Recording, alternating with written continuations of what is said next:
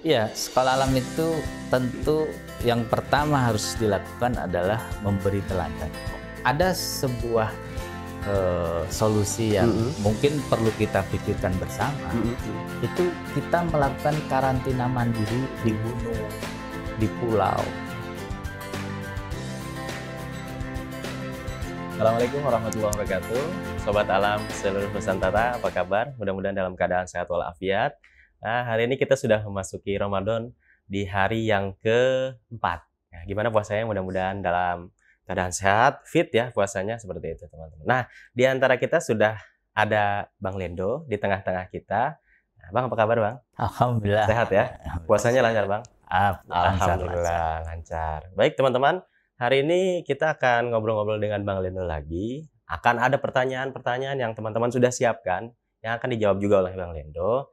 Dan Bang Lendo juga akan open mind tentang apa sih yang sekarang akan kita bahas. Kalau yang sesi pertama pada beberapa minggu kemarin, itu berkaitan tentang konsep sekolah alam. Kemudian yang kedua, berkaitan tentang Merdeka Belajar yang digaung-gaungkan oleh Mas Menteri. Nah, kemudian yang ketiga kemarin tentang 22 tahun sekolah alam. Hari ini kita akan mendengarkan The Next Sekolah Alam dari Bang Lendo. Apa sih The Next Sekolah Alam? Bagaimana sih The Next Sekolah Alam? Dan apa yang akan dilakukan oleh The Next Sekolah Alam? Teman-teman sudah siap untuk mendengarkannya? Mari sama-sama kita dengarkan dari Bang Lendo. Silakan Bang Lendo. Assalamualaikum warahmatullahi wabarakatuh. Bismillahirrahmanirrahim. Alhamdulillahirrahmanirrahim. Ada 3 fase kalau kita ingin membangun sebuah peradaban. Fase ini tentu mengacu kepada sunnah Rasulullah. Jadi pada saat Rasulullah itu membangun peradaban Islam, itu dimulai dari tarbiyah, dari proses pendidikan, di mana Rasulullah itu mendidik para sahabat, kerabat terdekatnya, dan masyarakat di Mekah. Nah, kemudian setelah proses tarbiyah itu, Rasulullah itu masuk ke fase kedua, membangun sebuah pemerintahan di Madinah. Jadi sebuah masyarakat madani kalau kita sering mendengarnya. Dan yang terakhir adalah menjadi Khalifatullah fil ard. Menjadi pemimpin di muka bumi. Ini 3 fase yang tentu juga akan menjadi tahapan yang akan diambil oleh sekolah alam setelah ini. Jadi sekolah mulai dengan proses tarbiyah, pendidikan. Nah, kemudian setelah itu sekolah alam itu harus mampu membangun sebuah kampung yang rahmatan lil alamin. Seperti halnya Madinah. Terakhir kita menyiapkan kader-kader pemimpin yang akan memimpin bangsa ini dan dunia. Itu fase yang menurut Abang harus kita lalui bersama-sama dalam sebuah barisan yang kokoh dan teratur. Nah, kita sudah cukup kuat di fase yang pertama, yang tarbiyah ini. Fase di mana kita harus bisa ya, menyempurnakan akhlak gitu ya, dan membawa misi rahmatan lil alamin. Alhamdulillah, sekolah alam itu sudah dikenal publik sebagai sekolah yang mampu membentuk akhlak dengan baik gitu ya. Tentu kita harus terus-menerus memperbaikinya hingga mencapai kesempurnaan. Dan kita juga sudah menjadi sebuah ikon kehidupan ramah lingkungan. Jadi kalau orang datang ke sekolah alam itu, orang melihat, oh ini loh yang disebut dengan rahmatan lil alamin.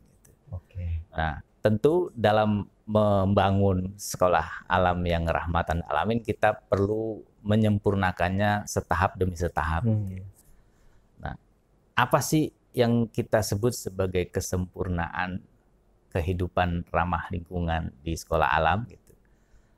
Kita sudah memiliki 10 aspek kehidupan ramah lingkungan yang perlu kita terapkan di sekolah alam.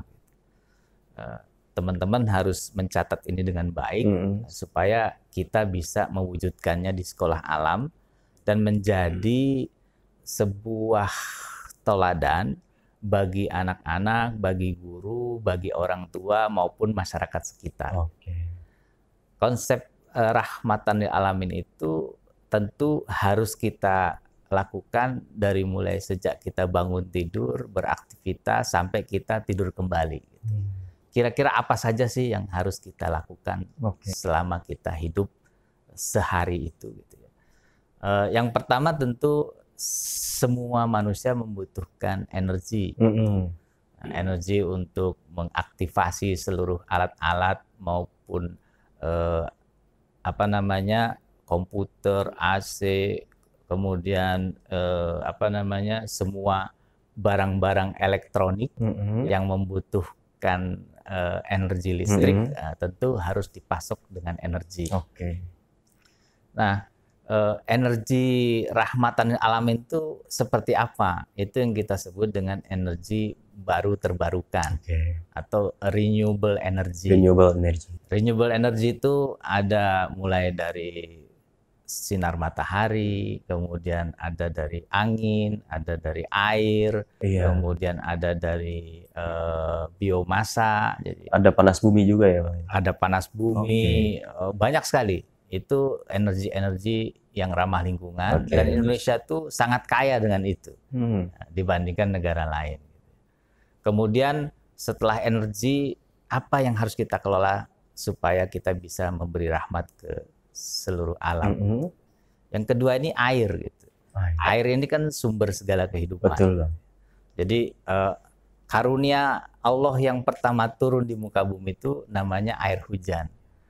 Aku turunkan air hujan, aku hidupkan yang mati, aku hijaukan yang kering, gitu ya.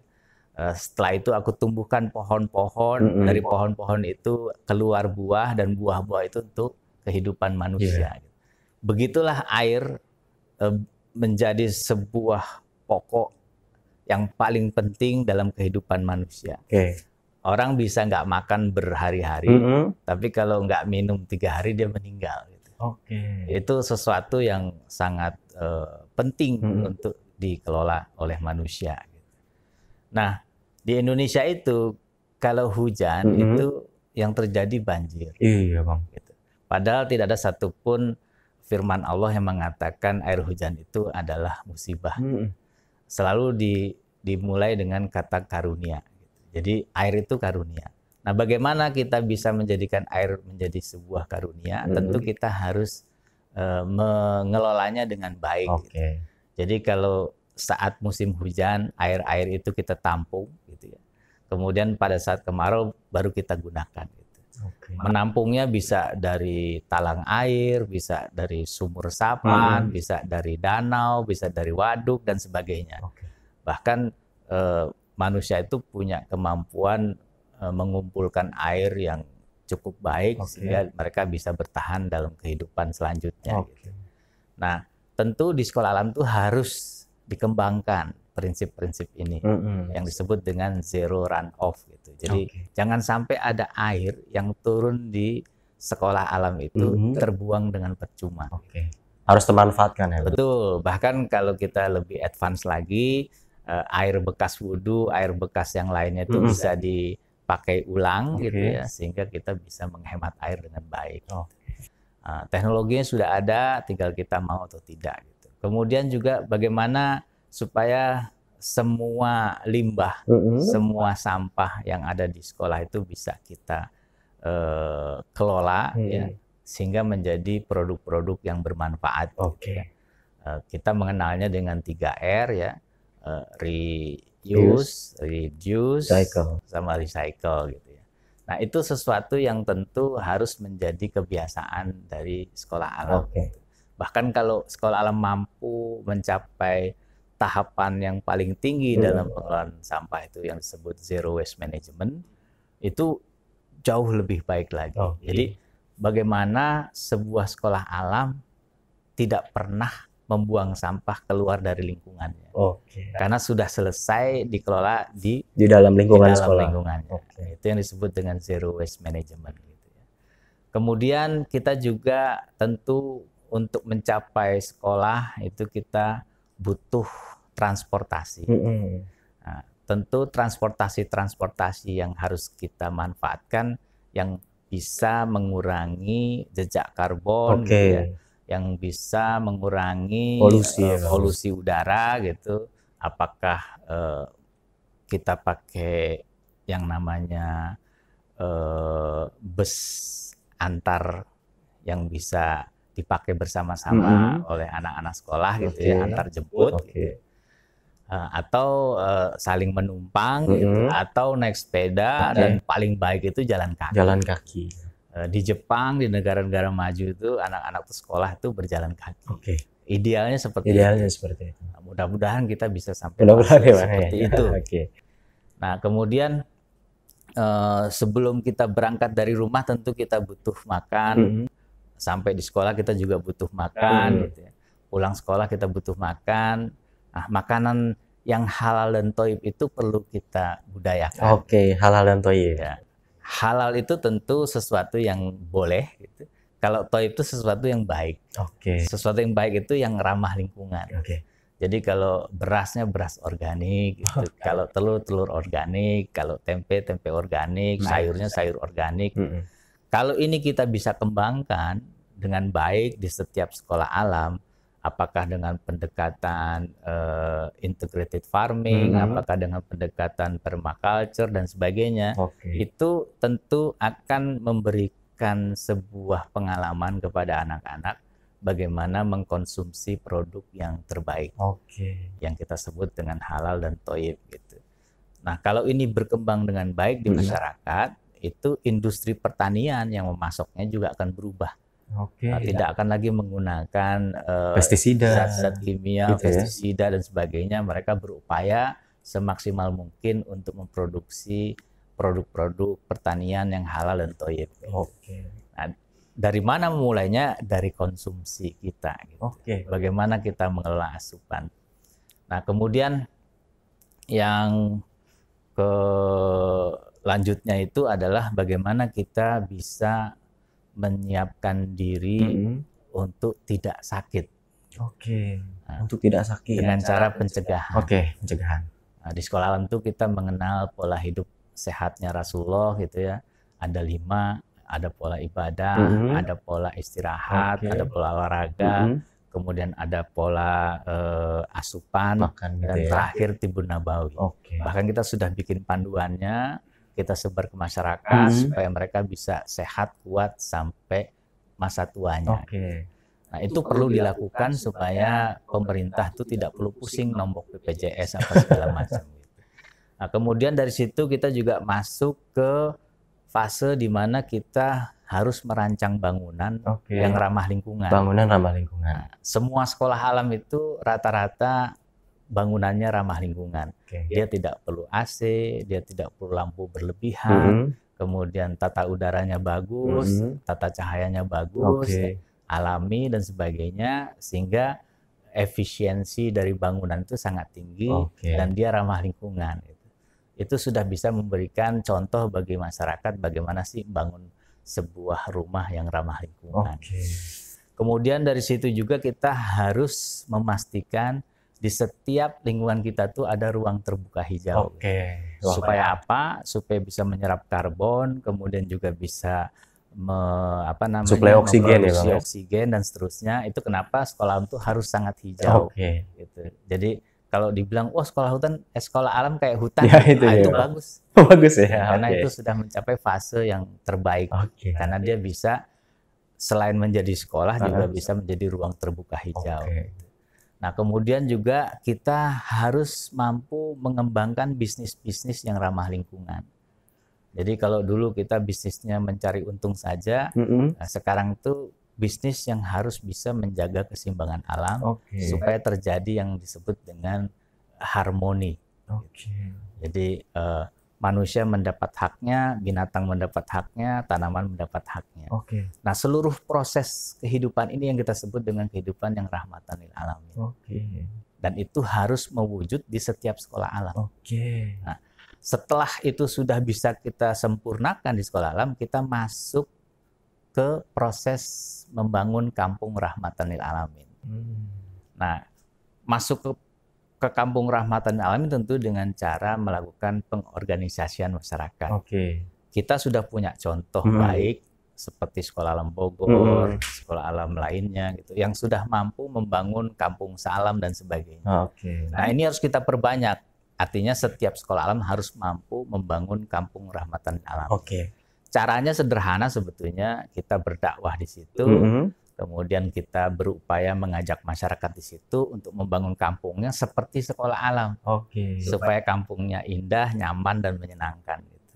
Dan seluruh proses pembangunannya itu mengacu kepada 10 aspek kehidupan ramah lingkungan. Nah, pertama tentu harus dimulai dengan cara-cara seperti sekolah alam. Kita membawa 2 misi menyempurnakan akhlak dan misi rahmatan alami. Jadi proses untuk membangun kampung rahmatan alami juga harus mulai dari pembentukan akhlak. Jadi akhlak masyarakatnya, kemudian dari situ baru kita membangun kehidupan yang ramah lingkungan. Dimanapun akhlak yang utama ya Bang? Pertama dan yang paling utama adalah akhlak. Jadi begitu kita mampu membangun akhlak di sekolah, di masyarakat, di pemimpin, maka bangsa ini akan menjadi bangsa yang rahmatan alami. Nah, yang terakhir, yang penting juga kita pikirkan bersama adalah kita harus menyiapkan kader-kader yang akan menjadi khalifatullah fil ard.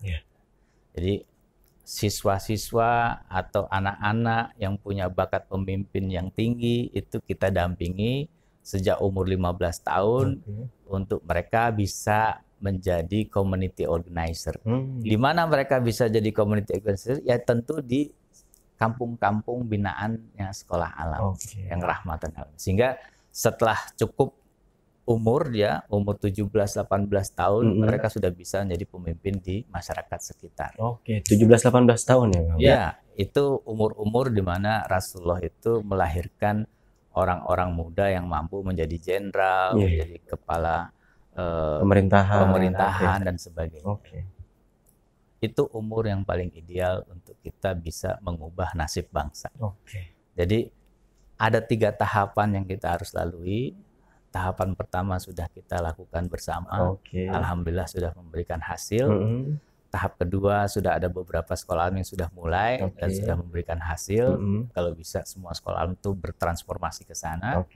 Dan tahap ketiga itu adalah menyiapkan anak-anak kita untuk menjadi khalifatullah fil ard. Tentu yang berbakat menjadi pemimpin. Mudah-mudahan semua yang kita rencanakan Allah mudahkan kita mencapainya dan bisa mengubah nasib bangsa. Wah, ini sangat luar biasa sekali dari Bang Lendo berkaitan dengan The Next Sekolah Alam. Teman-teman udah mendengarkan kan ya? Nampaknya memang kalau dijalankan itu akan membuat bangsa ini akan menjadi bangsa yang tangguh, bangsa yang keren, dan bangsa yang akan selalu menjunjung tinggi martabat seluruh bangsa yang ada di dunia. Bukan gitu Bang? Betul. Ini sangat luar biasa.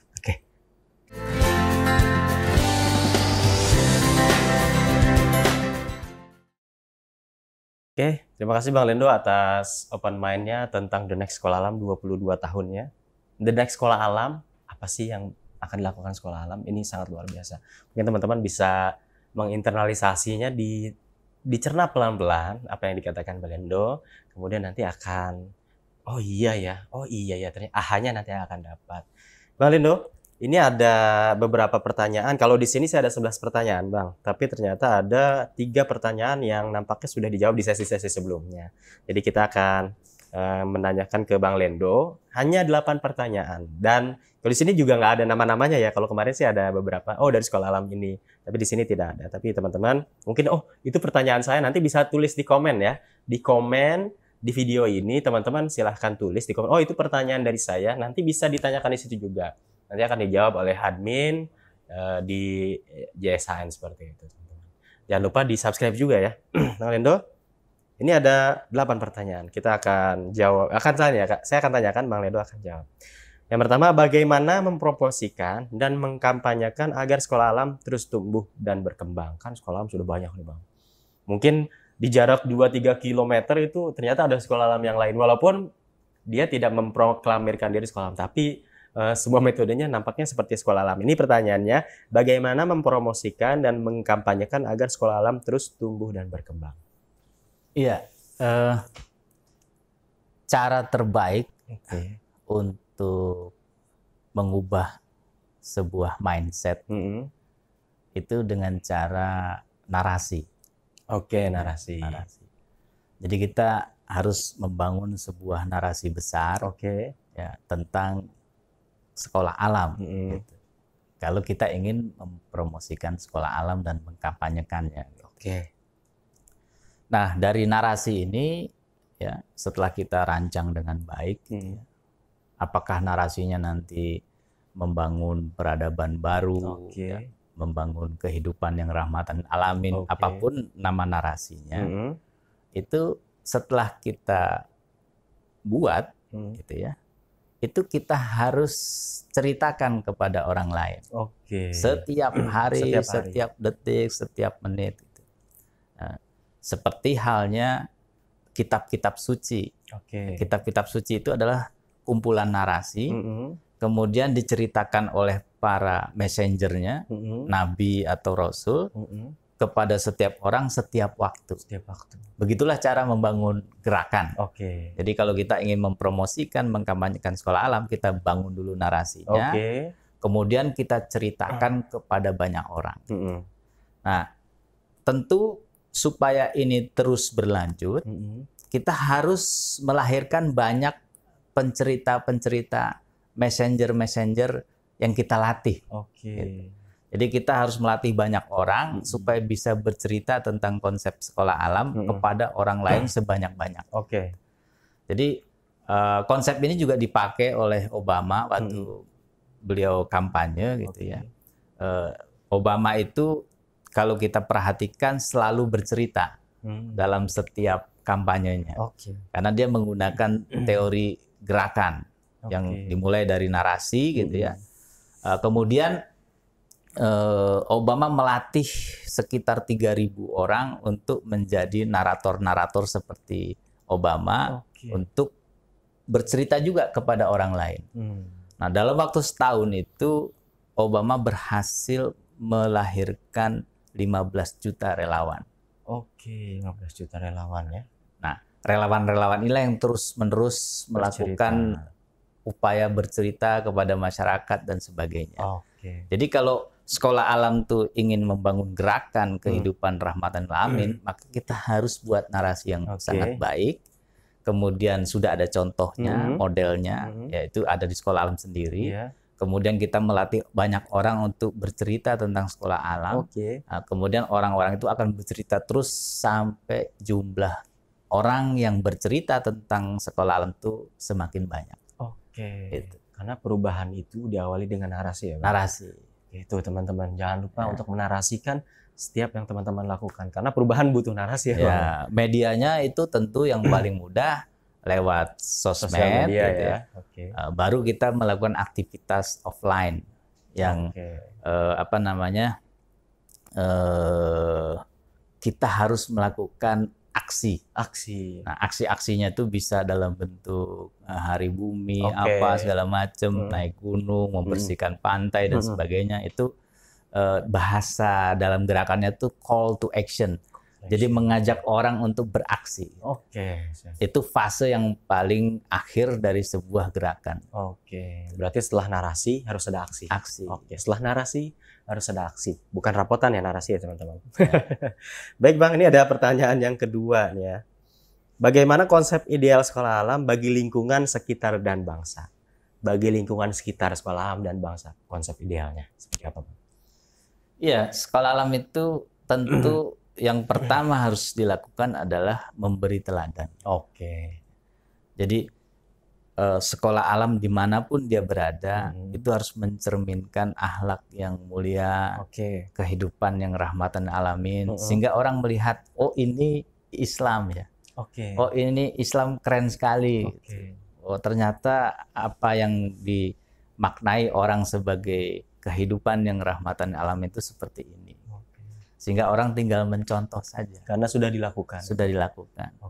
Karena cara terbaik kita memberikan manfaat kepada orang lain itu dengan menjadi teladan. Oke. Karena bangsa ini juga butuh perubahan akhlak yang besar-besaran ya, Bang? Iya. Oke, siap. Itu ya. Ini tentang konsep ideal sekolah alam. Itu sudah dijawab oleh Bang Lendo. Nah, kemudian ada lagi nih, Bang. Kita skip yang pertanyaan 3 dan 4. Kemudian ada yang kelima. Bagaimana tantangan dan masa depan sekolah alam? Tantangan masa depan sekolah alam itu kan sangat luar biasa nih, Bang. Sekolah alam sudah banyak sekali di seluruh Indonesia. Mungkin kalau dihitung kalau kemarin kita sampaikan ada ratusan yang saya tahu. Mungkin Bang Lendo punya hitungan sendiri tentang sekolah alam. Kemudian adanya di setiap daerah gitu ya. Setiap daerah tuh mungkin ada 3, 4, bahkan ada yang 10 ini seperti itu ya Bang ya. Ini bagaimana tantangan dan masa depan sekolah alam berkaitan dengan lingkungan dan juga berkaitan dengan kedepannya sekolah alam itu nanti kan tantangan makin besar. Itu seperti apa sih? Iya, sekolah alam itu dirancang untuk 100 tahun ke depan. Oke.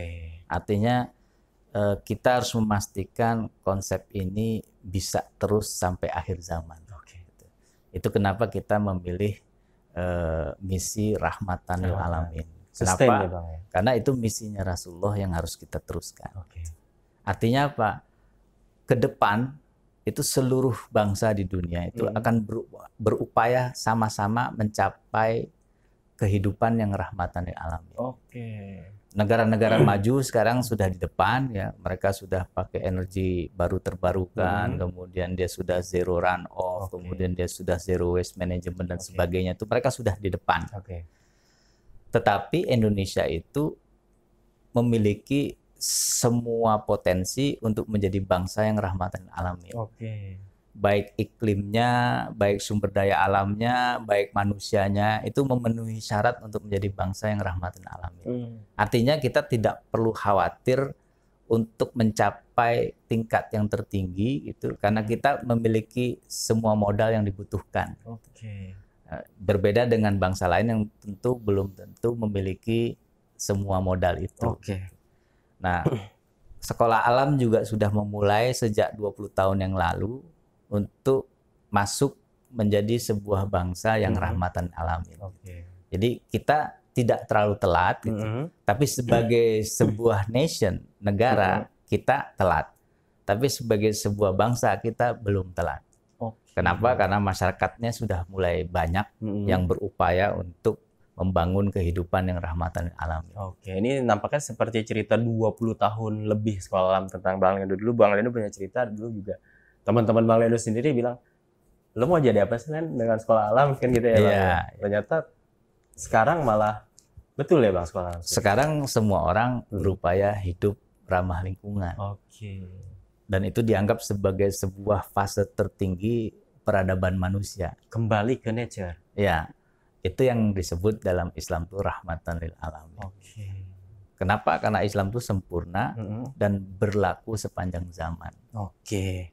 Ini luar biasa ya, 22 tahun yang lalu bahkan lebih Bang Lendo sudah ditanyakan juga sama teman-temannya dari sesama ITB ya Bang. Ya, ya. Ternyata sekarang banyak, hampir seluruh negeri itu fase tertinggi kehidupannya itu back to nature, teman-teman. Luar biasa. Ini ada pertanyaan lagi Bang. Bagaimana menyempurnakan tahapan sekolah alam, kampung rahmatan lil alamin, dan khalifatullah fil ard? Wah ini berat juga nih Bang.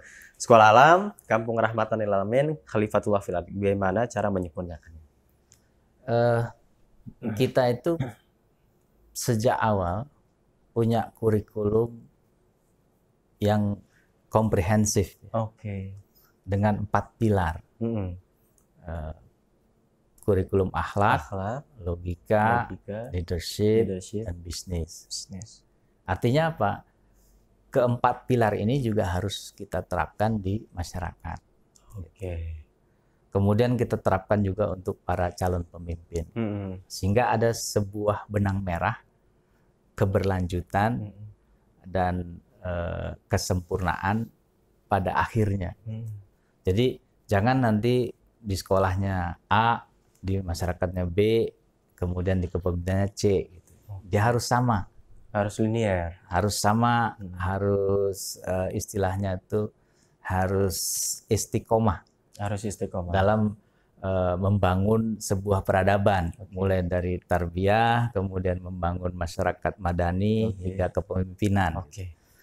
Dari situ kita bisa memastikan semua yang kita inginkan itu bisa tercapai. Karena kita dengan mudah mengevaluasinya, dengan mudah mengingatkannya, dengan mudah untuk kembali ke jalan yang benarnya.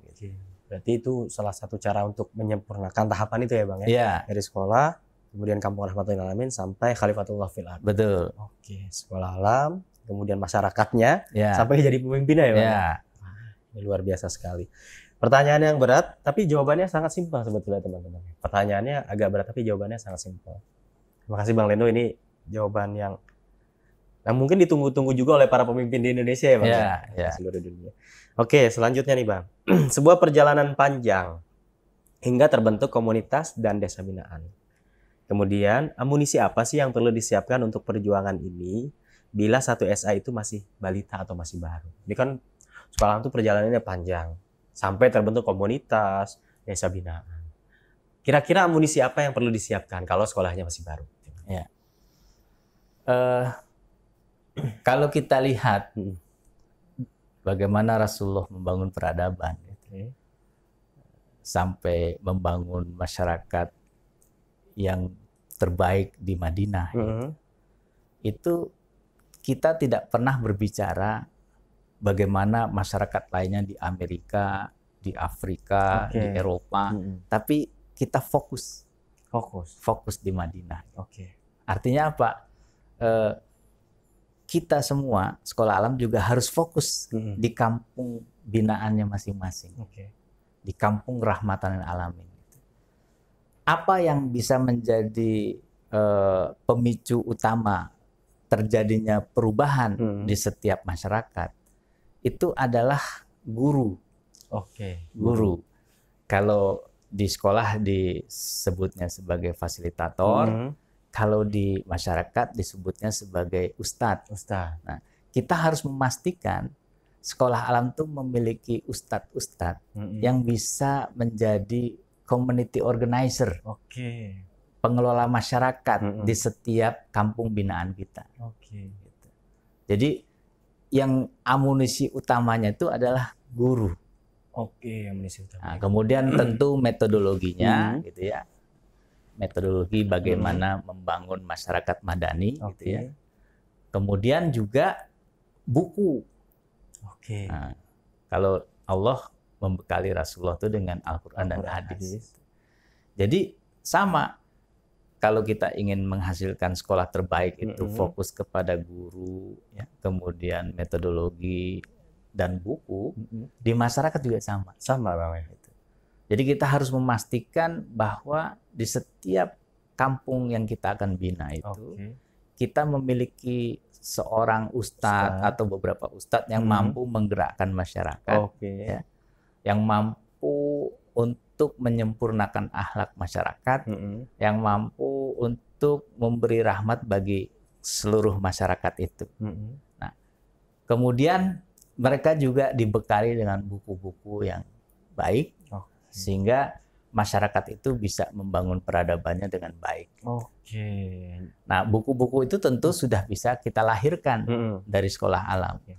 Mulai dari buku-buku tentang akhlak, buku-buku tentang Rahmatan lil Alamin. Bagaimana sih membangun zero run off di sebuah kampung? Bagaimana sih membangun zero waste management di sebuah kampung? Bagaimana sih mengelola transportasi di kampung, gitu, dan seterusnya. Itu semua sudah harus kita siapkan. Nah, sehingga masyarakat tinggal mengaksesnya dan membangun secara swadaya. Gitu. Karena prinsip pembangunan kampung itu adalah prinsip membangkitkan daya juang masyarakat. Yang kita sebut dengan Allah tidak akan mengubah nasib satu kaum kecuali kaum itu mau mengubah nasibnya sendiri. Jadi yang bisa membangun kampung itu masyarakat sendiri. Tidak bisa ujuk-ujuk misalnya sekolah alam kasih bantuan terus kampung itu menjadi baik. Itu tidak mungkin karena tidak sesuai sunnah. Yang bisa membangun kampung itu menjadi baik adalah masyarakatnya sendiri. Tugas kita tuh mengirim messenger. Orang-orang yang memberikan open mind, memberikan akses kepada semua teknologi, mengajak masyarakat untuk bekerja bersama, gotong royong dan sebagainya. Itu yang disebut dengan pengelola masyarakat atau community organizer. Mungkin Bang Leondo juga sudah ada tahu perkampungan yang dia back to nature, bahkan perkampungan itu adanya di tengah perkotaan besar, Bang. Iya. Jadi di perkampungan itu ternyata di setiap rumah, setiap warga itu, setiap masyarakat itu menanam tanaman atau sayur-sayuran yang tuh dipanen sendiri, ditanam sendiri, dipanen sendiri. Kemudian ada orang-orang yang mau masuk ke kampung itu dengan sukarela membayar untuk berkeliling bahkan di kampung itu sendiri, Bang. Itu mungkin salah satu messenger dari Sekolah Alam ya, Bang, Back to Nature. Ya, artinya kita tentu memiliki kemampuan untuk melahirkan banyak community organizer. Tentu kita harus menyediakan lingkungan yang kondusif supaya para pemuda-pemuda itu bisa lahir dari proses penempaan di kampung-kampung rahmatan lil alamin. Nanti mereka menyebar ke seluruh Indonesia, membangun kampung-kampung lainnya. Berarti amunisi utamanya tadi guru ya, Bang? Guru kemudian dibekali. Guru itu bisa dalam bentuk fasil, ustadz. Kemudian metodenya sama buku-bukunya ya, Bang? Itu amunisi ya, amunisi yang ditanyakan oleh teman-teman. Selanjutnya nih, Bang ya. Bagaimana mengelola potensi ekonomi sekolah alam, terutama guru atau fasilitator sebagai teacherpreneur, agar bisa menunjang kesejahteraan guru sekaligus mendukung pengembangan lembaga tanpa mengurangi terlaksananya amanah guru sebagai pendidik dan pengajar. Ini pertanyaan yang sama mungkin ditanyakan oleh seluruh sekolah alam yang ada di Indonesia, bahkan juga sekolah-sekolah biasa mungkin. Silakan, Bang. Ini teacherpreneur, Bang. Iya, kita itu kan terlatih untuk melahirkan pengusaha melalui sebuah proses yang panjang.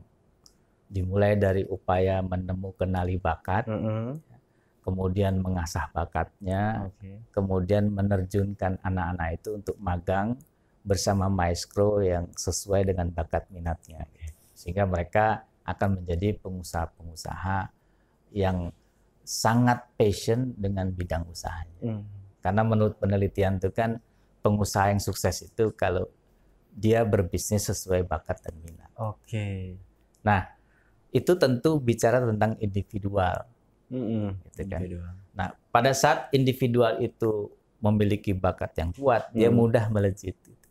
Tapi kalau misalnya individual itu tidak memiliki bakat yang kuat, ya, atau dia misalnya memiliki kendala untuk melakukan proses bisnis, gitu, karena dia memiliki banyak tanggungan dan sebagainya, sekolah itu harus memberi solusi dalam bentuk koperasi. Jadi kalau dia tidak bisa berbisnis sendiri, ya berbisnis bersama-sama. Nah, sehingga semua guru di semua sekolah alam itu, jika difasilitasi oleh koperasi sekolah alam, dia bisa menjadi pengusaha. Nah, koperasi inilah yang nanti akan mendampingi para guru-guru untuk mengembangkan bisnisnya secara kolektif maupun secara mandiri. Jadi penting bagi sekolah alam untuk membuat atau memiliki koperasi usaha bersama yang dikembangkan oleh guru dan manajemen. Sehingga mereka akan tumbuh sejahtera bersama. Jadi tumbuh sejahtera bersama itu bisa dilakukan bersama juga ya, Bang? Betul. Tapi kalau misalnya guru itu memiliki kemampuan bisnis yang besar secara mandiri, kita didorong juga. Nah, sehingga mereka bisa melejit gitu. Siap. Luar biasa. Jadi tidak ada isu ya, Bang, bahwasanya ekonomi di sekolah alam itu begitu-begitu aja. Iya. Nggak ada isu ya? Mestinya tidak ada isu. Karena kan sekolah itu memiliki konsumen yang pasti. Baik orang tua, baik murid, baik guru. Dalam sebuah bisnis, kita memerlukan konsumen yang pasti. Sehingga begitu kita memiliki konsumen yang pasti, kita bisa memproduksi apa saja sesuai dengan kebutuhan itu. Itu hukum supply dan demand ya, Pak? Iya. Karena demand-nya juga sudah jelas, Ya. supply-nya juga Ya. harus banyak gitu ya. Ya, jadi kalau misalnya sekolah alam itu tidak mampu berbisnis, ada yang salah di situ. Ada yang salah berarti Ya. Bang. Ini harus jelas nih teman-teman ya. Berarti ada yang salah kalau sekolah alam tidak mampu berbisnis. Karena jelas banget ya supply dan demand itu hukumnya itu ada di sekolah. Ini luar biasa. Oke Bang. Kemudian ada pertanyaan lagi nih Bang. Pertanyaan panjang tapi saya singkat nih Bang. Apakah sekolah alam punya standar baku dalam penyelenggaraannya yang bisa diadaptasi oleh sekolah alam yang baru bergabung? Kemudian Kemendikbud sedang mempersiapkan skenario belajar di rumah sampai dengan akhir tahun. Sampai dengan akhir tahun ya. Ini kayaknya 2 bulan aja kita udah pengen balik ke sekolah, kangen sama anak-anak. Kangen kegiatan, kangen udara yang bersih juga.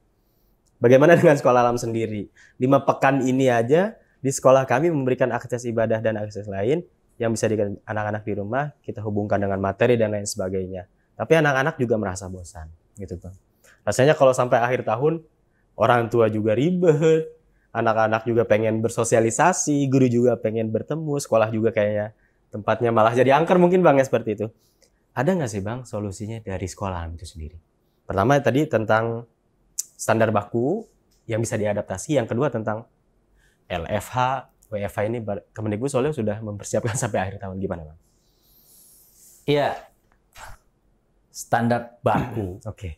itu harus dihadirkan. Oke. Karena manusia itu punya waktu tertentu untuk hidup. Oke. Jadi Islam itu atau agama lain itu dirancang untuk sesuatu yang berkelanjutan. Oke. Nah, supaya mereka bisa menjadi sesuatu yang berkelanjutan, itu solusi yang diberikan oleh Allah tuh berupa kitab. Kitab.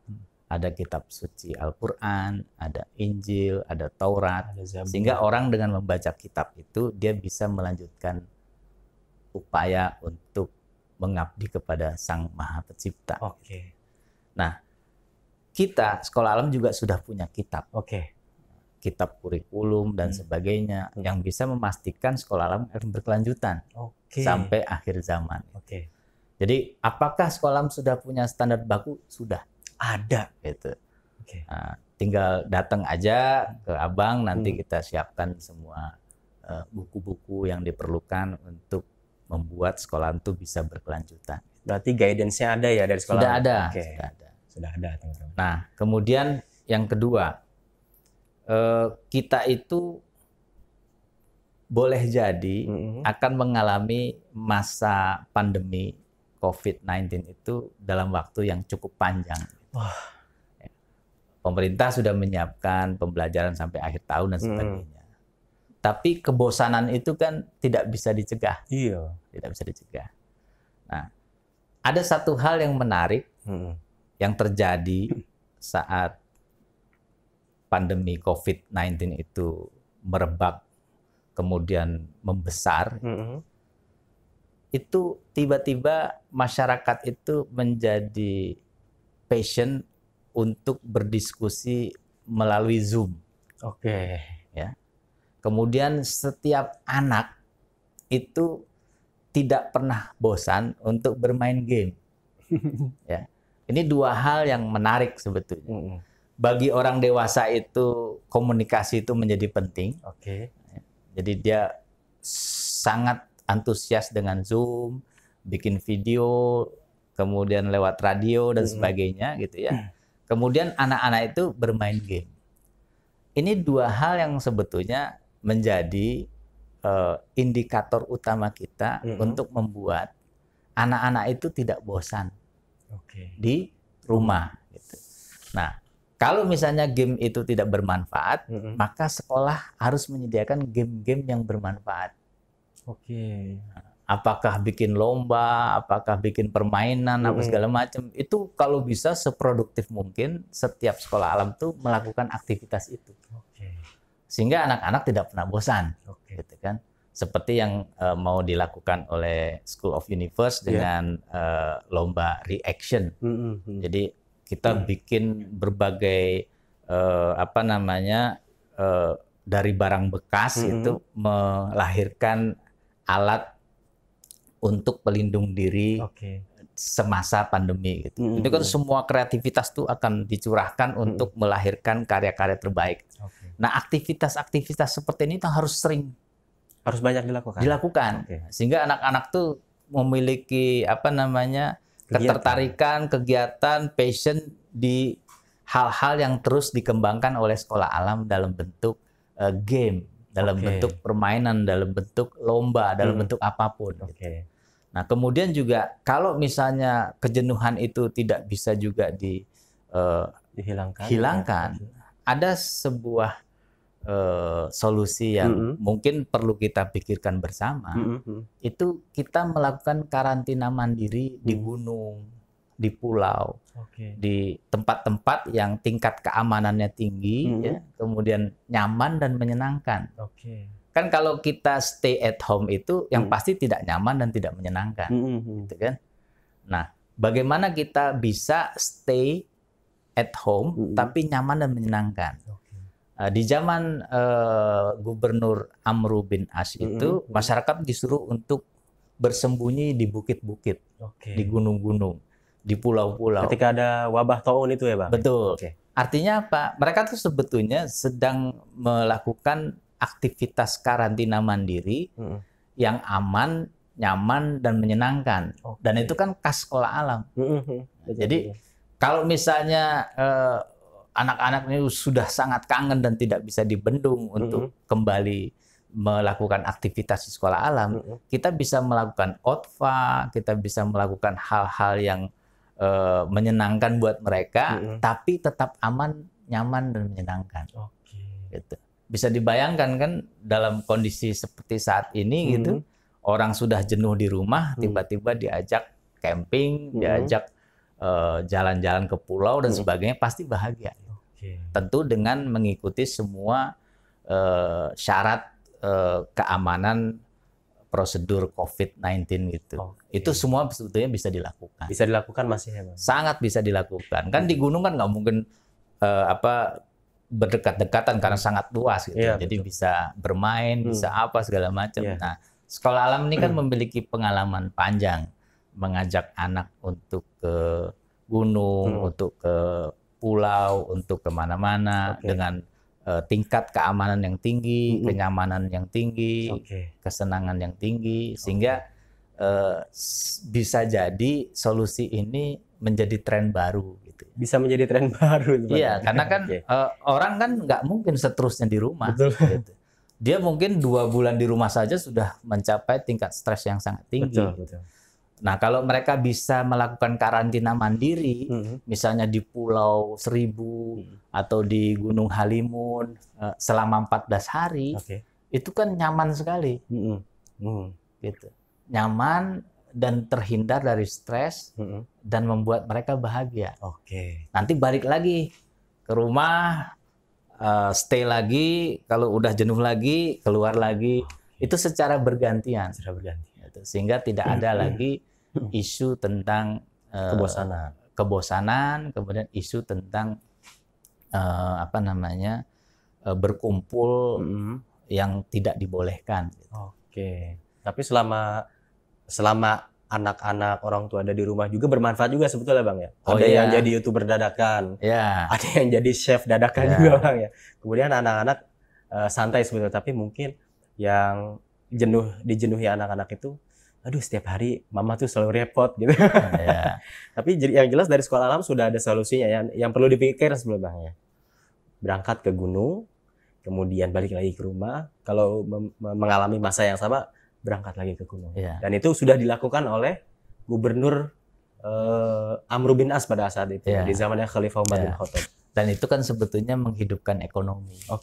Kita perlu transport, kita perlu makanan, kita perlu tenda, kita perlu macam-macam, sehingga ekonomi pariwisata itu tumbuh lagi.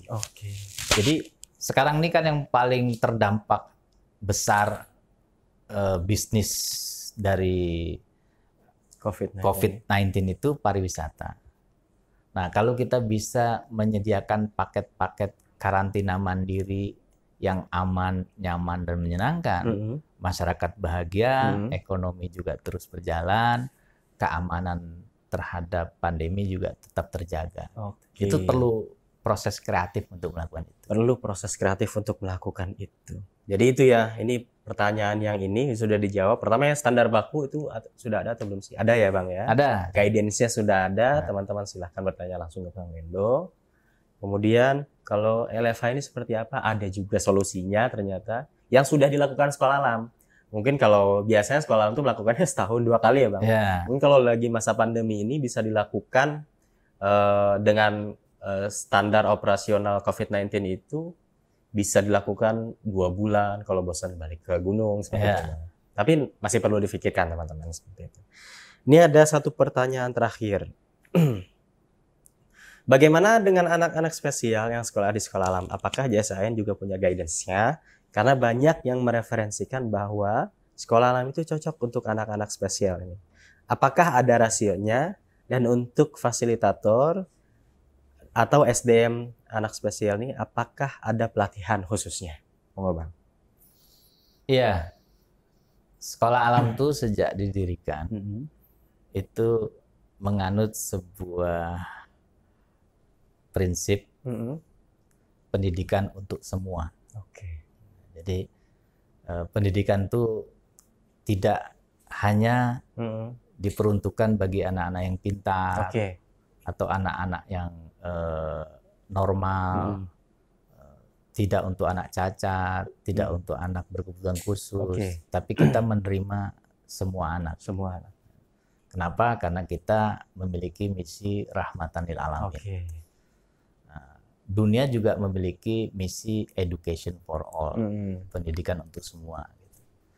Ini 2 hal yang berbeda, karena satu tuh tujuannya untuk memberi rahmat ke seluruh makhluk. Kalau yang satunya itu memberikan kesempatan orang belajar. Hanya untuk pendidikan itu aja ya? Saja. Nah, itu kenapa sekolah alam sejak awal itu sudah menjadi sekolah inklusi. Yang menerima semua anak apa adanya. Nah, apa yang diberikan oleh sekolah alam kepada anak-anak itu, baik yang normal maupun berkebutuhan khusus maupun yang disable gitu, itu adalah rahmatan lil alamin. Sebuah rahmat yang membuat anak-anak itu bahagia. Gitu. Sebuah rahmat yang membuat lingkungan sekolah itu nyaman dan menyenangkan. Nah, itu yang harus kita pastikan untuk kita berikan kepada setiap anak. Caranya bagaimana? Sama dengan cara Allah mendidik manusia, dengan kasih dan sayang.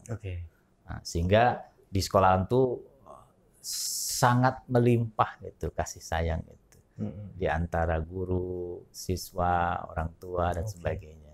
Jadi orang merasakan sekolah itu kayak keluarga. Itu selalu menjadi sebuah pertanda dari sekolah alam yang dilihat oleh publik gitu. Bahwa di sekolah alam tuh homey ya gitu. Kemudian nyaman lah pokoknya, orang tua juga suka dengan suasana yang dibangun di sekolah alam gitu. Nah, itulah sebetulnya yang harus bisa kita berikan kepada setiap anak. Jadi tidak perlu membedakan anak itu normal atau berkebutuhan khusus dan sebagainya. Nah, tentu menangani anak kebutuhan khusus dengan anak yang normal itu berbeda. Karena di sekolah itu kita menganut prinsip bahwa setiap anak itu unik. Jadi tidak hanya anak special needs saja yang unik, tapi semua anak semuanya unik. Ya.